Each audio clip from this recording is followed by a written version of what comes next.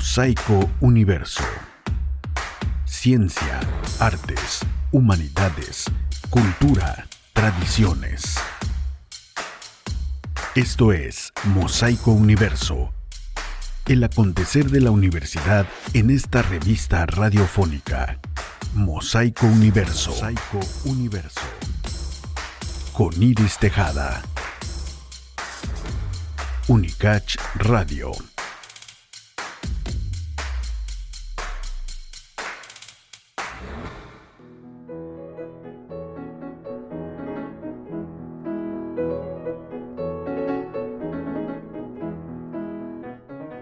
¿Sirve para algo el arte? ¿Por qué la humanidad produce arte?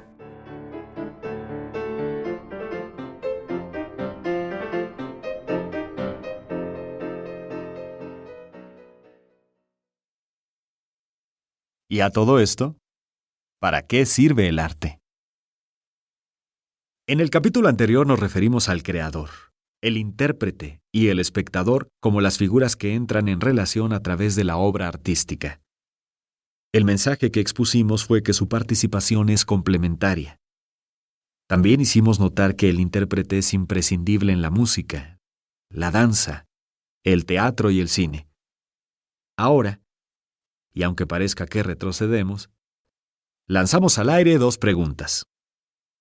¿Sirve para algo el arte? ¿Y por qué la humanidad hace arte? A sabiendas de que responderlas ha sido el reto de pensadores de peso completo, entremos al problema. Acompáñanos. Además de crear ideas, que para algo somos Homo sapiens, el hombre crea objetos útiles que mejoran su vida diaria. Piensa, por ejemplo, en los que requerimos cotidianamente. Es probable que ahora estés ocupando una silla o sillón y que tengas a la mano con qué subrayar o hacer anotaciones. ¿Acaso leas a la luz de una lámpara y por ahí debe estar un reloj de mesa? Y si no es de este tipo, estará en la pared o en tu muñeca. Nosotros tenemos un panorama parecido. Estamos rodeados de objetos útiles, imprescindibles para hacer este trabajo. La civilización. Pero el hombre también crea otros objetos, los cuales aprecia más por su forma y significado que por su utilidad práctica, aun cuando lleguen a tenerla, como es el caso de la artesanía. En general, la artesanía cumple una función decorativa, pero eventualmente se le agrega una posible función práctica. Para una mayoría de las personas, el concepto artesanía se refiere a la producción de objetos que realizan diversos grupos étnicos, la cual está destinada al consumo de terceras personas. Sin embargo, artesanía se refiere también a la producción de objetos decorativos producidos de manera semi-industrial, que se aprecian más por sus cualidades ornamentales que por su utilidad. Entendida en el primer sentido, se considera que la artesanía constituye parte del patrimonio cultural de una comunidad, en la medida que refleja rasgos de la identidad de sus productores. Se elabora con materiales propios del contexto geográfico en que viven y es resultado de procesos de producción manuales, transmitidos de generación en generación. En el segundo sentido, se considera artesanía a un conjunto de productos que explotan el gusto de grupos de consumidores específicos, a veces relacionado con cánones de la artesanía popular y a veces con ideas preconcebidas acerca del arte.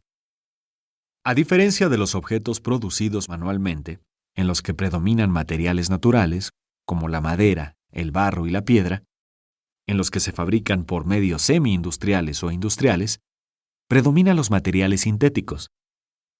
De igual modo, a diferencia de los procedimientos tradicionales que distinguen a la artesanía en su primer sentido, la artesanía del segundo tipo se produce con procedimientos modernos, automatizados en todas o algunas de sus fases.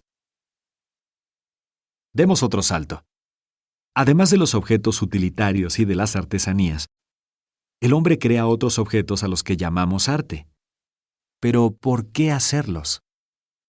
¿Para qué hacerlos? No hay un absurdo en invertir días, semanas, meses en producir un objeto que no satisfará una necesidad diaria y no será ornamental.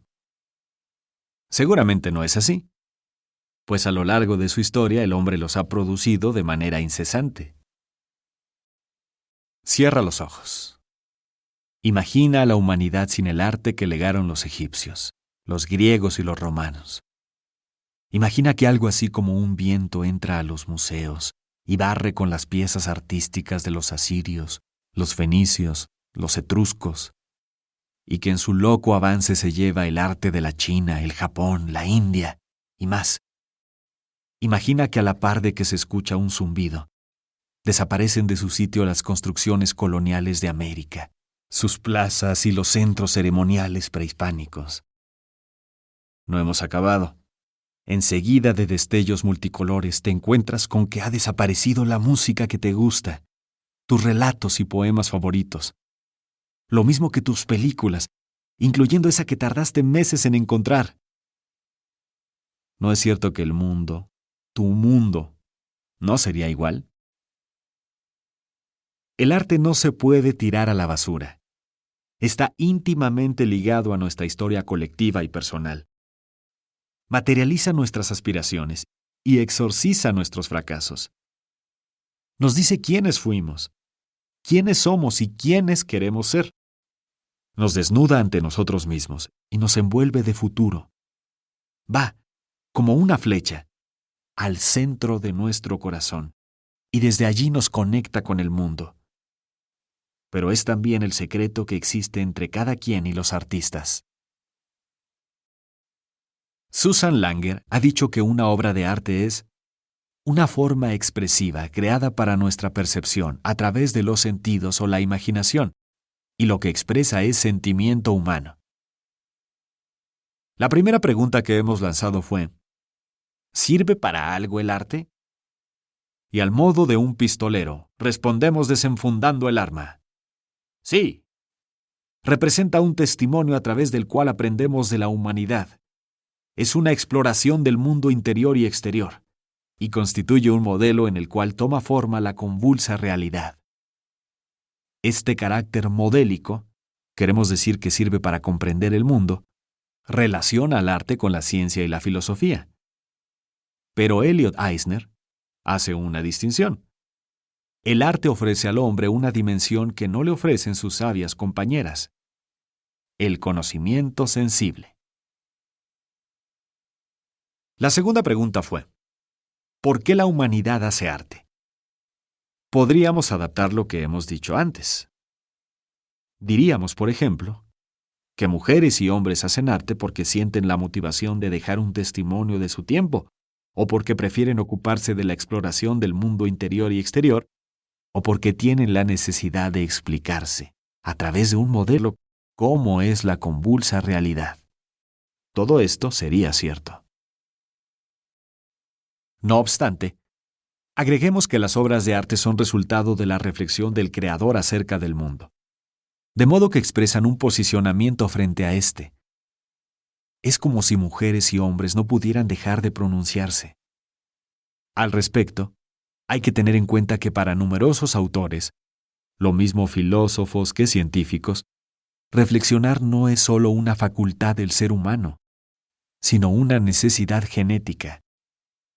Así pues, a la pregunta, ¿por qué la humanidad hace arte? La respuesta es, porque da cauce a su reflexión. ¿Y eso es todo? No. El hombre se distingue por ser un productor de formas intencionadas en constante cambio. Ninguna otra especie sobre el planeta manifiesta esta conducta. De hecho, las formas que dejamos en la pintura rupestre nos permiten reconocer nuestra aparición en la historia. Nada menos. ¿Por qué la humanidad hace arte? Porque es productora de formas. Se ha especulado sobre si aquellas figuras surgieron de una conciencia artística. Lo más probable es que no, pero surgieron como forma. Figurativas o abstractas, las formas de la pintura rupestre permitirían decir: el hombre es un animal que produce formas, al lado de frases como el hombre es un animal que piensa, o el hombre es un animal que ríe. Y estamos hablando de formas construidas con movimientos, con sonidos, con volúmenes. Como reflexión y como forma, el arte es insustituible. ¿Canjearías las emociones que has experimentado al escuchar música, al ver una película, al leer un poema o al contemplar una escultura? ¿No es verdad que llegas a tener el convencimiento de que esas expresiones te hablan precisamente a ti, pues recrean tus experiencias y se conjugan con tus emociones? Nos adelantamos a pensar que tu respuesta es: no las canjearía, porque dichas emociones te constituyen como persona. Haberlas sentido y poderlas evocar es parte de tu historia.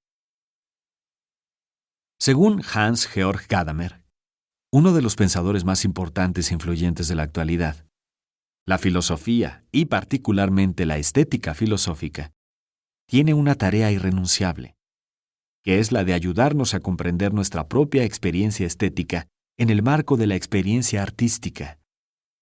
Es decir, la estética no puede decirnos qué debemos sentir o qué debemos experimentar frente a ciertos objetos artísticos, pero puede ayudarnos a comprender nuestras emociones. ¿Por qué nos reporta gozo esta obra? ¿Por qué nos inquieta esta otra? ¿Por qué esta propuesta nos repulsa? Digamos, para terminar, que el impulso reflexivo y creador del ser humano se ha transformado a lo largo de la historia. Aunque verás, la simpleza de esta frase dista de reflejar el complejo devenir de la humanidad. No da plena cabida a las múltiples expresiones artísticas que han tenido lugar. Por eso hay que agregar, aunque siga siendo insuficiente, que los objetos artísticos se han ido transformando porque el hombre nunca es el mismo, en el sentido de que su experiencia del mundo se transforma permanentemente. La escultura grecolatina o mesoamericana contrastan con la contemporánea, tanto como el canto gregoriano y la música electrónica, o el cine silente y el actual. Es claro, pues, que el concepto de arte se transforma también. ¿Por casualidad? No. El arte transforma al hombre y viceversa, dado su carácter histórico. O sea, en virtud de que a cada época corresponde una visión del mundo. En nuestros días, por ejemplo, tiene una relevancia especial el uso de la electrónica en la creación artística. De ahí la existencia del arte digital, el videoarte, el net art, los performances, las instalaciones y las mixturas que los medios digitales hacen posibles. Este conjunto de tendencias habla de la intención que tienen los artistas para expresarse a través de medios o de materiales diversos, los cuales se convierten en la sustancia del creador. Al respecto, es necesario señalar que los nuevos medios transforman los canales de difusión del arte. Si antes había que ir a la sala de conciertos, al cine o al museo, hoy es posible topar con los objetos artísticos en la calle o la pantalla de la computadora. El arte, desde este punto de vista, inunda el espacio y se muestra en todo su carácter de fenómeno sociocultural. Pero queremos ser muy claros. Estamos diciendo que la manera de pensar, hacer y difundir las obras artísticas cambia de acuerdo con la historia, y no que los medios contemporáneos superen a los anteriores o sean suficientes para ponernos en contacto con el arte que nos precede. En este sentido, no podemos ignorar que la experiencia estética es más completa y directa cuando el espectador recibe la obra en su medio original, entendiendo como medio original aquel para el cual fue pensada en su momento histórico. Haz la prueba. Escucha, en un recinto, una obra concebida para ser ejecutada en un salón, y después tócala en un reproductor. O mira una pintura en el museo y después obsérvala en un libro de arte. O bien recorre la nave mayor de una catedral y después realiza un recorrido virtual. O conoce una película en la sala de cine y vela después en un televisor. Encontrarás que las diferencias responden a la autenticidad del medio. Y otra vez para ser claros, Estamos hablando de una diferente intensidad en nuestro contacto con las obras artísticas, no desdeñando los medios que la civilización ha puesto a nuestro alcance para ampliar el rango de nuestras experiencias hasta hacer del arte un acompañante cotidiano. Pero cuidado, la amplia difusión del arte, su constante presencia en nuestra sociedad, no merma su perfil de insólito, de puerta abierta. Menos aún cuando el espectador se abre a lo nuevo, así lo nuevo tenga 4000 años, buscando respuestas para sí mismo. La humanidad hace arte para sorprender y para sobrevivir. Esto nos lleva a una idea por demás importante. Los objetos artísticos se encuentran en una perspectiva abierta, siempre dinámica como la naturaleza misma del hombre. Hablar de objetos artísticos implica hablar del mundo del arte en el cual tú participas, pues independientemente de que seas o no creador de objetos artísticos, eres ante todo un espectador que, en este papel, te encuentras con el artista en la multiplicidad del ámbito humano.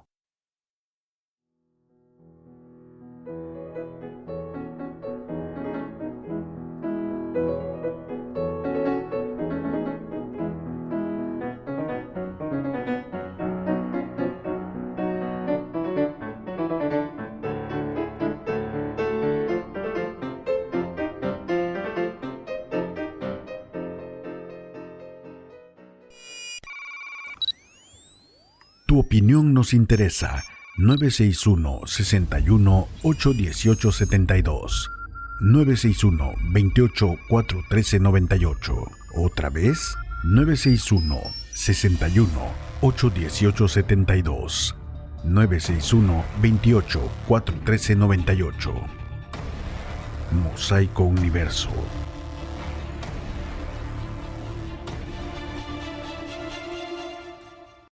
Atención Chiapas, estas son algunas de las vacantes que tenemos para ti. Las próximas ferias nacionales de empleo serán este 9 de junio en Tapachula, 18 de junio en Las Margaritas y el 19 de junio en Ocosingo. Tenemos algunas vacantes locales: Tapachula, auxiliar contable, operador multifuncional, cajero; San Cristóbal, asistente técnico de control de calidad, auxiliar de gerencia de operaciones, auditor de inventario, asesor óptico; Tuxtla Gutiérrez, personal de enfermería, coordinador de ventas, auxiliar de manejo de montocargas, conducción de unidades tipo Torton; Palenque, guardia de seguridad, auxiliar de certificación, operador de montecargas y empleado de mostrador; Comitán de Domínguez, coordinador de asesores, auditor operativo, ejecutivo de atención y diseñador gráfico. Empresa comercializadora de productos requiere vendedores de zona para trabajar en Chiapas y Tabasco. Te esperamos en los talleres de buscadores de empleo. Los próximos días son 10 de junio, Comitán de Domínguez a las 11 horas, 11 de junio, San Cristóbal de las Casas, 11 horas, 12 de junio, Tuxtla Gutiérrez a las 10 horas y el 13 de junio, Palenque a las 10 horas. Secretaría de Economía y del Trabajo, humanismo que transforma. Mosaico Universo, Unicach Radio.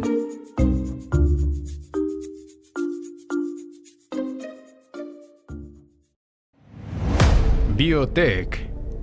Innovación, investigación y desarrollo de productos funcionales. Biotech.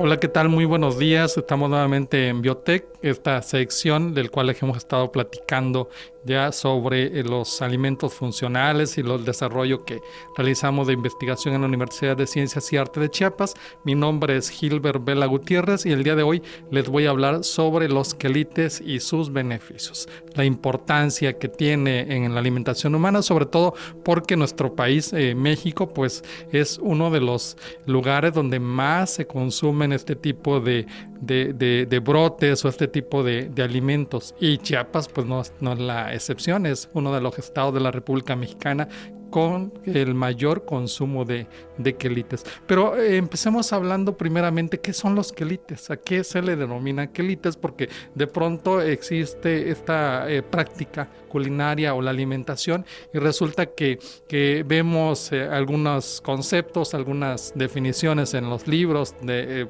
técnicos, tecnicismos que muchas veces se utilizan, pero de pronto no sabemos a qué se refieren. Los quelites pues son definidos como aquellas plantas cuyas hojas o algunos tallos tiernos y en ocasiones hasta las inflorescencias inmaduras son consumidas en forma de verdura o pueden ser consumidos también en forma de hortaliza, es decir, verduras cuando nosotros los llevamos y las cocemos y forman parte de nuestros alimentos, o muchas veces algunas hortalizas que las utilizamos como guarnición, es decir, que nada más las lavamos, las desinfectamos bien y a partir de ello ya los podemos consumir, adornamos nuestros platos, las vamos colocando y de esa manera forman parte también de la alimentación.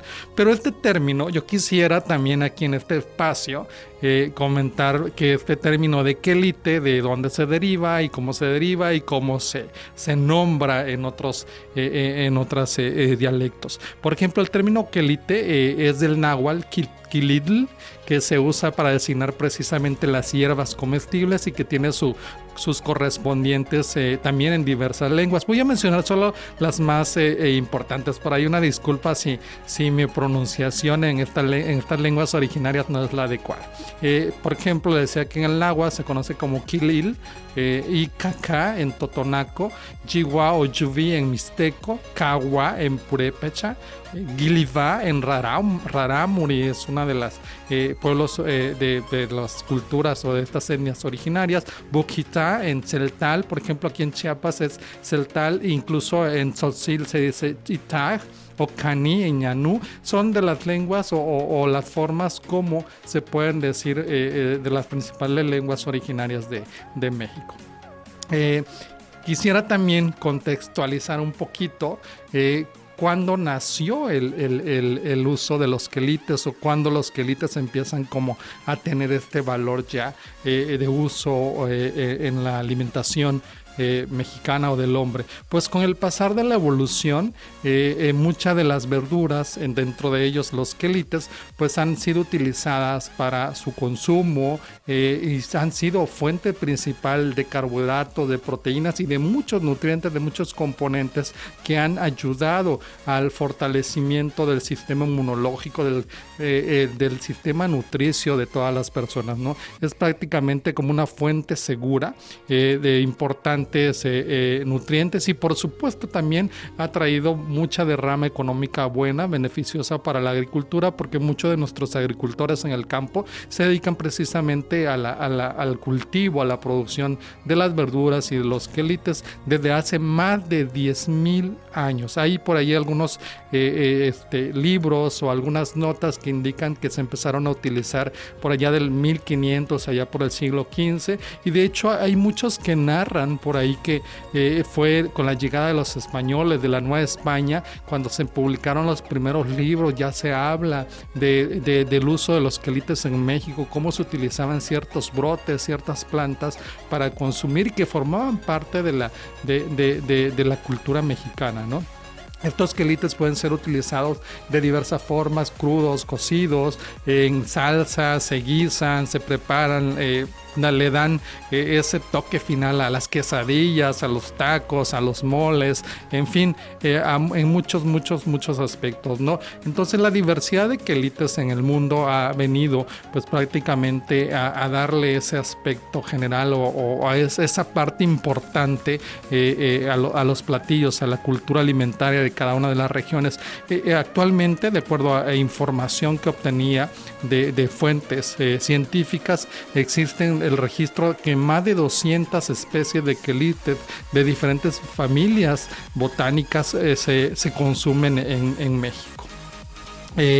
Estas diferentes especies. Por ejemplo, quisiera mencionar de las más importantes en los rarámuris, de esta etnia que está ubicada en gran cantidad en Chihuahua y en algunos otros estados colindantes, pues utilizan más de 120 especies de quelites, de los cuales 10 de ellas son las que más se consumen cotidianamente y que son cultivados por esta etnia y que forma parte de su cultura antropogénica desde hace muchos años.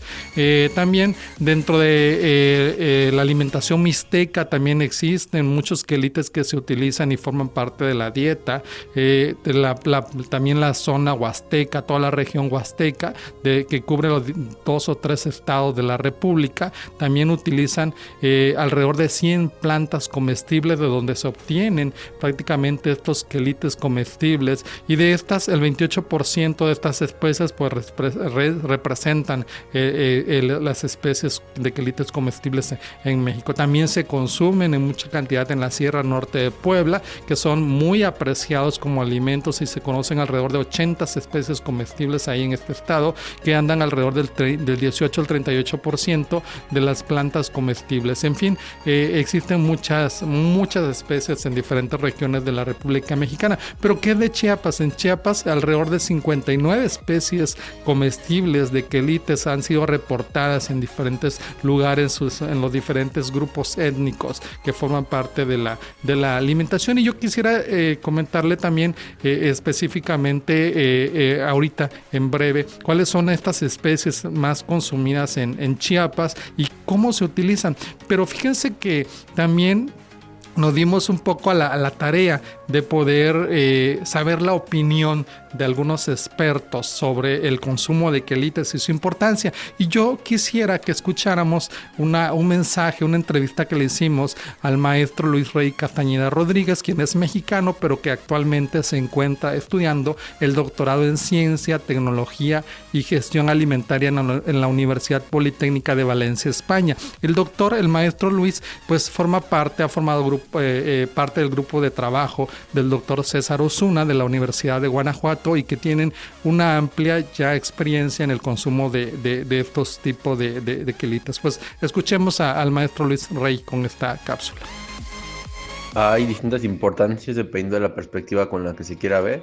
A nivel nutricional, los quelites son una elevada fuente de nutrientes, tanto macronutrientes como micronutrientes. Micronutrientes principalmente minerales, destacando pues su contenido de hierro, fósforo, magnesio, zinc y calcio. Algunos macronutrientes, por ejemplo, principalmente fibra, que es bueno para la salud digestiva. También son importantes porque son alimentos culturalmente apropiados, es decir, son alimentos que culturalmente son aceptados dentro pues, del país, principalmente en comunidades rurales. ¿Cuándo inició? La fecha específica no se sabe. Sin embargo, la evidencia arqueológica indica que los quelites han sido consumidos en nuestro país desde milenios, específicamente en la época prehispánica del país por civilizaciones como los mexicas, por ejemplo los teotihuacanos también. ¿Y por qué inició su consumo? Pues su consumo inició como pues, una alternativa a la alimentación. Sus quelites son plantas que crecían principalmente alrededor del lago de Texcoco, así como en otras regiones del país, y básicamente los recolectaban y los consumían como pues, parte de su alimentación. Su alimentación principalmente se basaba en maíz. Sin embargo, los quelites pues, eran una fuente secundaria de alimentación también importante, y por eso fue que inició. Bueno, quelites digamos que el concepto involucra plantas que son nativas de México como plantas no nativas, pero que ya se han adaptado. El claro ejemplo de una planta no nativa y que es un quelite muy consumido y conocido es la verdolaga, y mientras que pues, el resto de quelites que son quelites nativos de México, pues se puede destacar el pápalo, el chipilín, los romeritos, el guasontle, los alaches, los quintoniles, la hoja santa, también las flores y guías de calabaza que se consumen muchísimo en Oaxaca. Y un mensaje final, pues nada, que consuman quelites. Mosaico Universo en Unicach Radio. Pues muy bien, acabamos de escuchar la importancia del consumo de quelites con el maestro Luis Rey Castañeda, su importancia desde cuándo nacen, toda esta información que existe a través de los quelites. Y les decía, previo a escuchar a nuestro invitado, es que les iba a platicar sobre cuáles son los principales quelites que se consumen en Chiapas. Hay alrededor de 59 que se consumen de estos quelites. Yo les voy a hablar de los más importantes. Por ejemplo, el chipilín, que es una de nuestros emblemáticos, ¿no? De nuestras plantas emblemáticas, porque a partir del chipilín pues se hace una infinidad de platillos, sirve de guarnición, se hacen sopas, cremas, tamales de diferentes variedades. En fin, el chipilín como que es la estrella de los quelites chiapanecos. Pero también se consume, por ejemplo, la verdolaga. En temporada de lluvia aparece mucho el consumo de la producción de verdolaga, se inundan los mercados de verdolaga, y pues la verdolaga también forma parte de la cultura alimentaria mexicana y chiapaneca. La hierba mora es otro de las quelites que más se utilizan, se consumen, se le adiciona a diferentes platillos. Por ejemplo, el puerco con hierba mora, o se guisa con huevito, igual que la verdolaga, se adiciona a sopas, a caldos,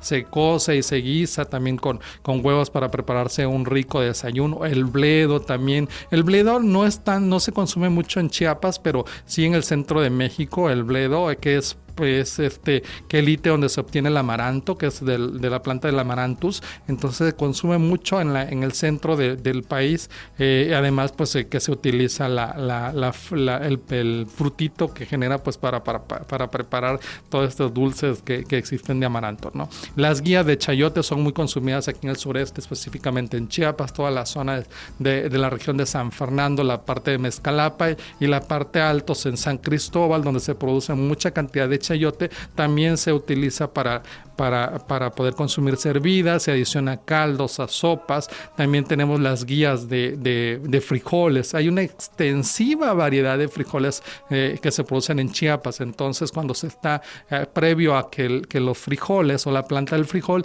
empiece a dar fruto, que empieza a generar la inflorescencia, genera muchas guías, y estas guías son comestibles. También se puede consumir la flor de los frijoles cuando están en pequeñitas, en pequeños brotes. Por supuesto que se tienen que lavar muy bien, desinfectar, y a partir de ahí preparar. La albahaca, que también es consumible, es comestible, pero la albahaca muchas veces se utiliza para las pastas, para preparar salsas y darle este sabor agradable a una rica pasta, ¿no? Pero también algunas de ellas, como en el caso de la albahaca y en el caso de la hierbabuena, se utilizan para la preparación de platillos, y también se utilizan para darle un sabor, ese toque, ese aroma delicado o rico que muchas veces se le da a las bebidas. De pronto preparamos un agua rica de limón o de chía, y le podemos agregar un par de hojas de albahaca, un par de hojas de hierbabuena, y le da un tono, un sabor mucho más fresco. Y además, pues que estos quelites tienen un alto contenido de antioxidantes. Están la hierba santa, que es uno también de las hojas, o la hoja santa, que se consume mucho en el sureste de México, en Veracruz, en Tabasco, en Chiapas. Se preparan no solo guisados, sino tamales de hierba santa o de acuyo, como también se conoce en algunos estados del sureste mexicano. El epazote, que también forma parte de la cultura alimentaria del centro de nuestro país, pero que también se utiliza en el sureste para aderezar o para darle este rico aroma a muchos platillos también. El berro y la chaya. La chaya también se puede utilizar en agua, se puede guisar, se puede preparar en diferentes platillos. Pero ya para ir resaltando la importancia del consumo de estos quelites, quisiera comentarles que generalmente estos quelites son, aparte de que sirven, le dan sabor, aroma, textura a muchos de los platillos, quisiera yo resaltar su importancia nutricional. La mayoría de de estos quelites tienen un alto contenido de proteínas. Generalmente su importancia es por el alto contenido de proteínas, de fibras, vitaminas y minerales que tienen. Así que si usted tiene la posibilidad, va al mercado o va a algún lugar donde se vea que están vendiendo quelites, no deje la oportunidad, no deje de pasar esa impresionante oportunidad para comprarlo, porque el traerlo, el consumirlo, le va a aportar a su dieta una infinidad de nutrientes. Son de las plantas que son mucho más, que tienen mayor contenido de nutrientes. Y reitero, su alto contenido de proteínas, que anda entre 7, 5 hasta 10, 15% de proteínas de buena calidad. Un alto contenido de fibra, la importancia de la fibra en la dieta para mejorar la salud intestinal y que nos permita reducir el riesgo de padecer cáncer de colon por cuestiones de estreñimiento, y toda la aportación que tiene de hierro, de vitaminas. Cuando tenemos bajo niveles de micronutrientes, como el caso de vitaminas, de hierro o de calcio, es bueno consumir estas leguminosas, algunas leguminosas, pero también que nuestra dieta esté conformada de estos quelites. Específicamente del chipilín, que es nuestra estrella chiapaneca, yo quisiera comentarles que además de que nos da este sabor, aroma delicado a los tamalitos, a una sopa, a una sopa o un caldito de chipilín, pues tiene alrededor de un poco más del 7% de contenido de proteínas. Eso es muy bueno y excelente desde el punto de vista nutricional.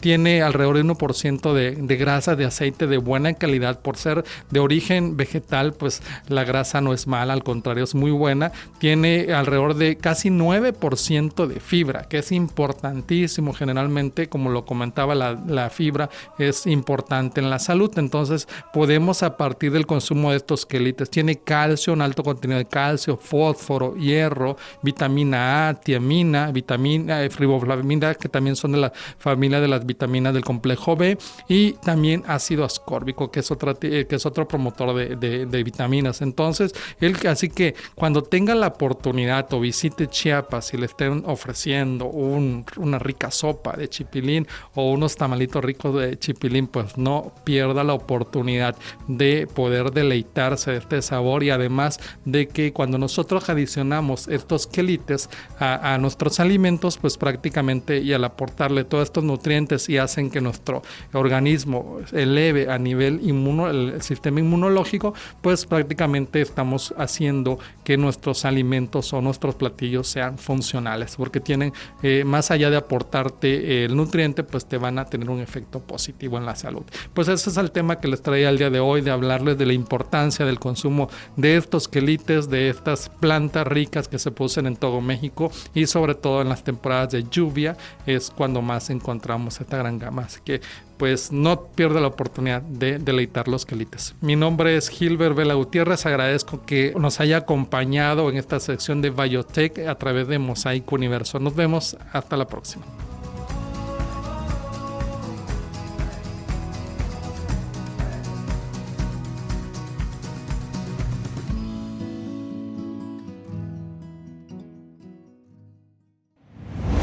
Biotech. Innovación, investigación y desarrollo de productos funcionales. Biotech.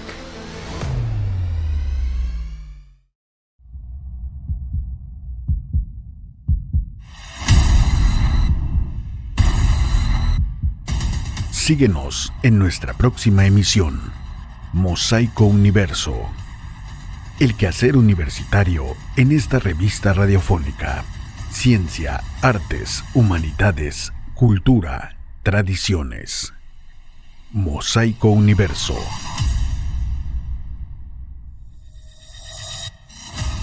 Producción y conducción, Iris Tejada. Escúchanos miércoles y viernes, 12 horas. Unicach Radio.